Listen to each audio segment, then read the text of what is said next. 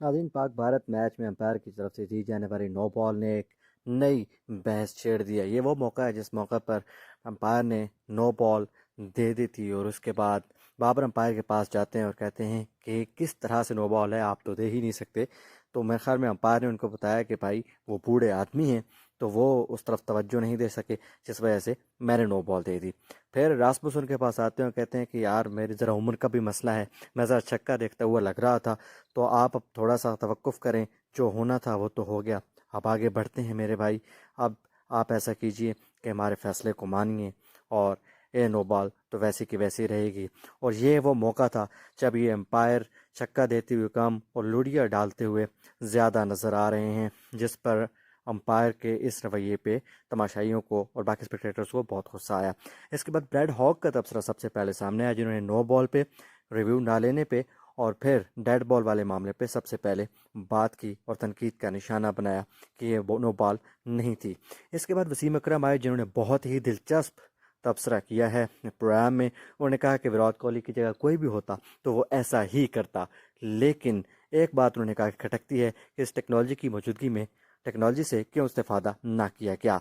शुएब अख्तर काफ़ी गुस्से में थे, उनकी वीडियो भी सामने आई और उन्हें अंपायर्स को कह दिया कि आज रात उन्हें पता नहीं नींद आती भी है कि नहीं जो काम उन्होंने किया है। और फॉक्स क्रिकेट ने फिर एक बार अश्विन को तनकीद का निशाना बनाया, क्योंकि आज उन्होंने कैच किया और बजाय अपील करने के वो कैच उन्होंने क्लेम कर लिया था।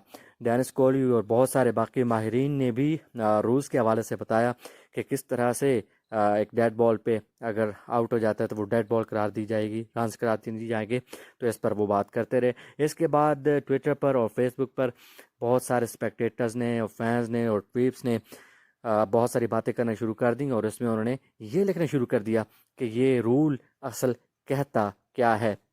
नासिर हुसैन पीछे ना रहे, वो हमेशा बात करते हैं। उन्होंने कहा कि ये बिल्कुल गलत फैसले थे, लेकिन अगर बात की गई तो अपसेट हो जाएगी एक तो आईसीसी, और साथ ही उन्होंने जिक्र किया बीसीसीआई का। वो कहना चाह रहे थे कि ये दोनों एक हैं। इस मौके पर एक और ज़बरदस्त बयान आया, वो जय शाह का था, सेक्रेटरी बीसीसीआई, जिनका बयान पिछले दिनों बहुत ज़्यादा चला और जिस पर बहुत ज़्यादा बात होती रही। उन्होंने कहा कि विराट कोहली एक ऐसे मैच में वापस आए हैं जो हमेशा याद रखा जाएगा और इससे अच्छी गेम शायद ही कभी देखी हो।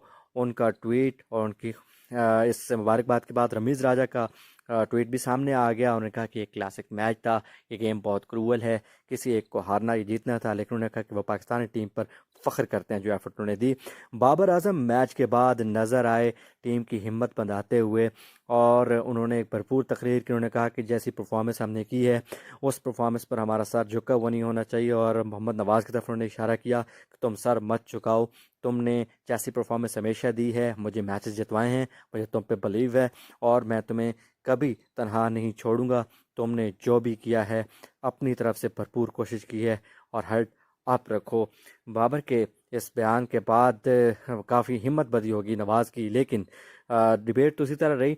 ताहम इस मौके पर इंडियन फैंस आपे से बाहर नज़र आए और बहुत खुश नज़र आए, होना भी चाहिए था। जो मनाजिर थे वहाँ पे बहुत खुशी थी, बहुत जुबिलेंट क्राउड था इंडिया की तरफ से।